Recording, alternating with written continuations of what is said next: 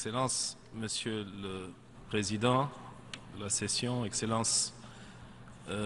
Madame la représentante secrétaire générale, Excellences, Messieurs et Mesdames les chefs d'État et de gouvernement, Excellences, chers délégués, c'est avec un sentiment partagé de grand honneur et de responsabilité qu'en ma qualité de Premier ministre et chef du gouvernement de la République démocratique de Sao Tomé et Principe, je prends part à ce grand forum qui devra inaugurer un nouveau processus qui, j'en suis sûr, nous conduira dans les 15 prochaines années à un monde meilleur, libre du spectre de la pauvreté qui règne malheureusement encore dans une grande partie du globe. En effet, cette réunion mondiale d'envergure consacrée à l'approbation des objectifs de développement durable est une occasion sublime pour nous, en tant que membres de la communauté internationale et responsables de la conduite des politiques de développement, pour procéder à l'analyse de nos performances à l'égard des objectifs du millénaire pour le développement et pour mettre en perspective des stratégies nouvelles qui visent à la pleine réalisation des objectifs que nous nous fixons maintenant pour 2030. Comme tous les autres membres de l'ONU, Sao Tomé et Principe s'est engagé en septembre 2000 pour la mise en œuvre et la réalisation dans un délai de 15 ans des 8 objectifs du millénaire pour le développement.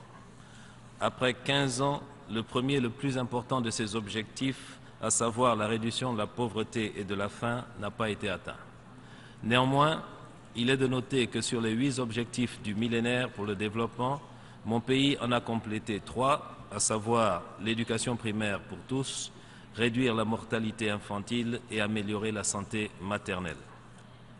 Nous nous félicitons particulièrement du fait que des gains importants aient été réalisés dans le domaine de l'éducation universelle, de la santé maternelle et infantile,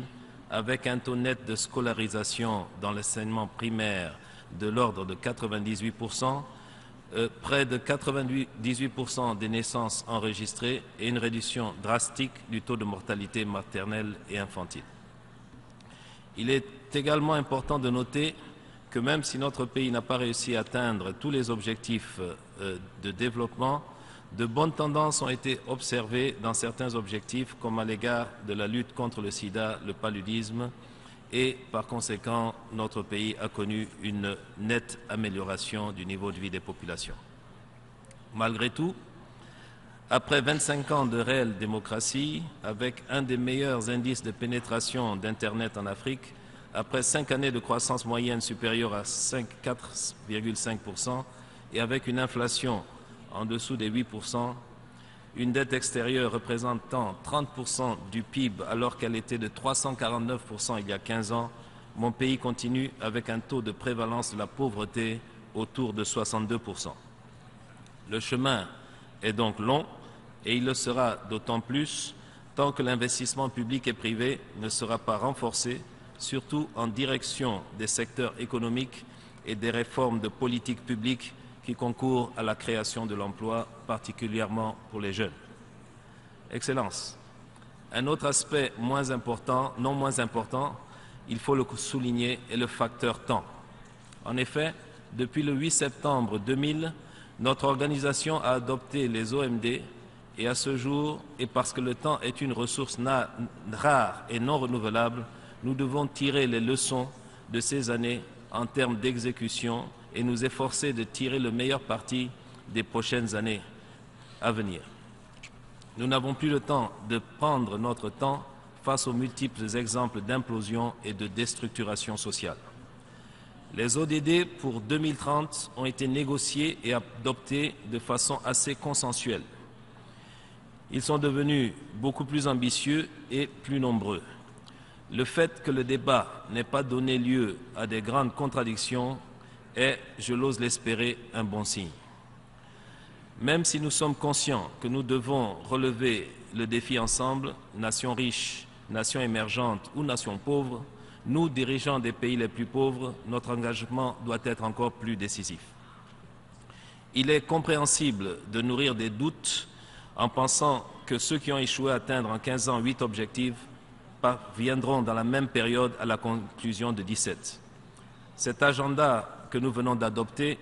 renferme des problématiques qui ne sont pas nouvelles ou étrangères.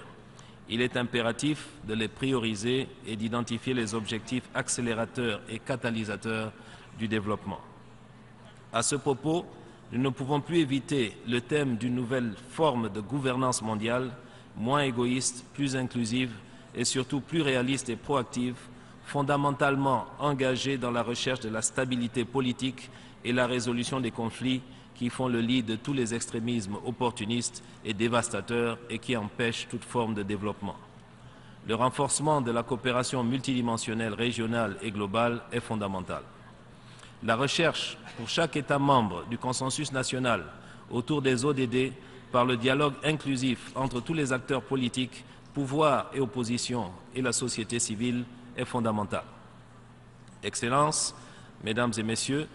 nous sommes réunis ici dans cette Assemblée afin d'approuver les objectifs généraux du développement durable émanant de l'agenda de développement post-2015, pour lesquels mon pays, la République de Sao Tomé et Principe, a également donné sa contribution. Ainsi, nous réitérons solennellement, au nom du gouvernement de la République démocratique de Sao Tomé et Principe,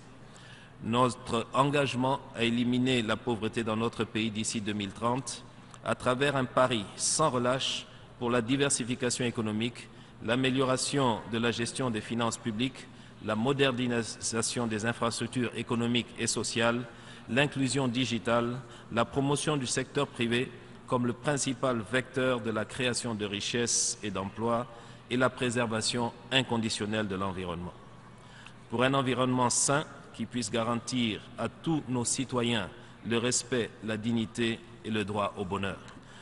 Je remercie pour votre attention.